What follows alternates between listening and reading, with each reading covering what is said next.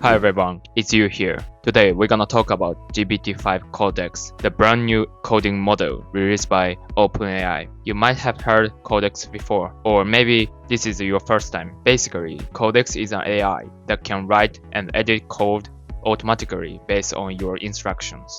Think of it like OpenAI's version of Cloud Code from Anthropic or Gemini CLI from Google. For a while, Cloud Code was considered the most accurate coding AI, but many people on social media are saying that GPT-5 Codex might have surpassed it. I personally use Cloud Code almost every day, but for this video, I tried out new Codex. And honestly, it's on the whole new level. It feels way more independent than before. In older version, it often stopped and asked, okay, what should I do next? But now it can keep coding on its own for 20 or even 30 minutes straight. Pretty impressive. So if you're thinking, maybe I should try Codex, I totally get that.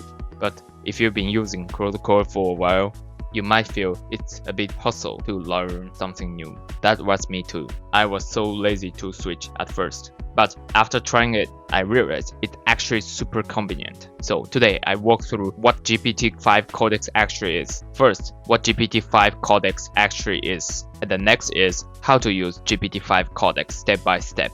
And the last part is why it's such a big deal for developers right now. If you are into AI tools and want to stay updated, make sure to watch until the end.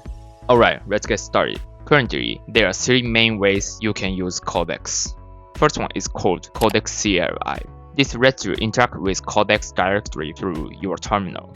You just type command like Codex in your console and the AI starts coding right there. It feels very similar to Cloud Code's interface, so if you've used that before, you feel right at home. We'll look at in the action in a moment. The second way is Codex IDE extension. If you use VS Code or Cursor, you can install Codex as an extension. Just open your IDE, go to Extensions, search for Codex, and install it. Once you install, you'll see a new Open Codex button, and it opens a chat interface that feels just like ChatGPT, but focus on programming. And the cool feature is here.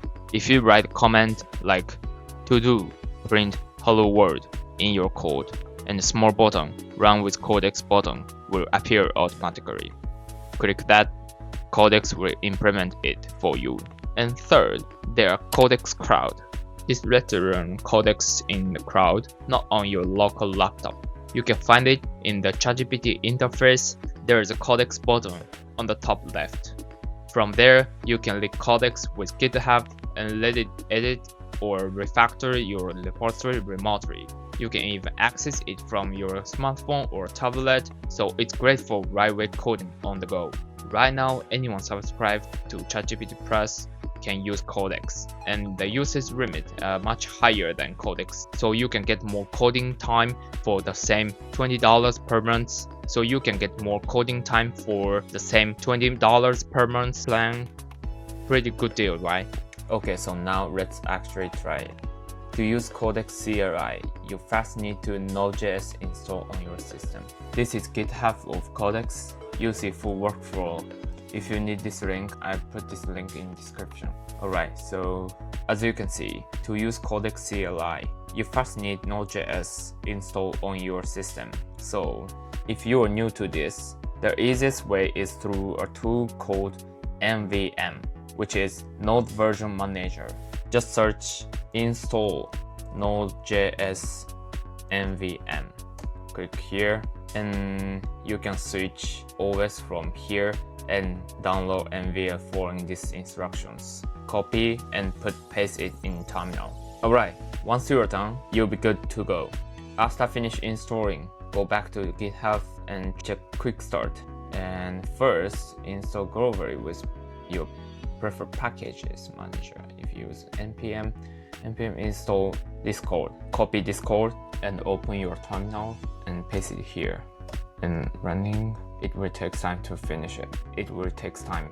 If you use Homebrew, copy Discord. Alright, and once you're done, just type Discord. It's same as Cloud Code and it starts running. If you want to use Codex without permission, choose one. If you want to manage Codex every time, I would say choose 2 is better. So choose 2, and these are commands of Codex. /init is create agent markdown file, and status is showing the session configuration, approval, and model. You can switch model of ChatGPT, and review is for reviewing any changes and find issues, of course. My recommendation is, first, once you install Codex, type model, and you can select GPT-5 Codex or GPT-5. GPT-5 it's used for ChatGPT, like basic ChatGPT. It's like standard model. But GPT-5 Codex, it's for especially programming. It's good for coding test. So if you are developer, choose one. Okay, choose one. And you can also select raising level for GPT-5 Codex. 1 is low, 2 is medium. This is medium is default, and 3 is high. The difference is the higher raising level is the more deeper thinking the model is to solve the complex problems. So if you have like nothing, just like build application, I would say it's better to choose number 2, medium. Okay, medium is the best balance between speed and accuracy. Alright, so next section I will introduce you how to use Codex while building AI apps.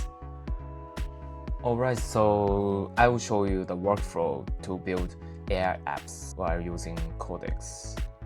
Okay, so first open Cursor or VS Code, whatever you like, and open terminal. I would say you better use two terminals. One is for running Codex and one is for running this app. Alright, so first, in last section, you already installed Codex, so I will learn Codex again. So type Codex, and again, I choose number 2. Okay, and then check here.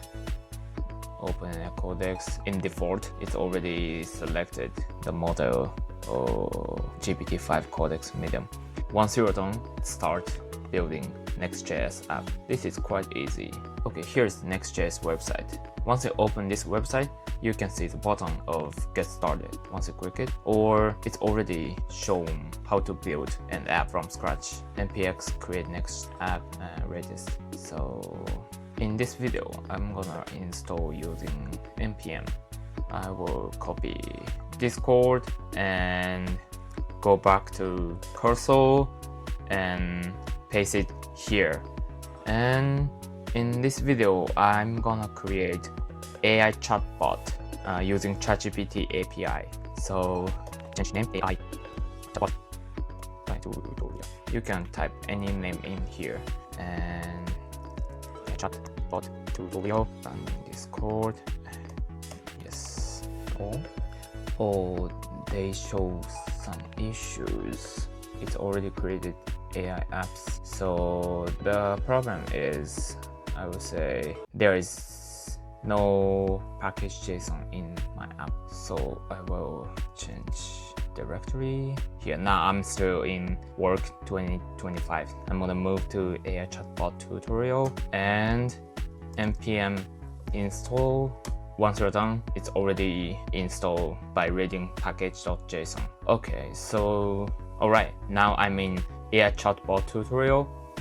First, what we have to do is, after building application, you have to create agents.markdown file in this folder of instruction for Codex. It means we have to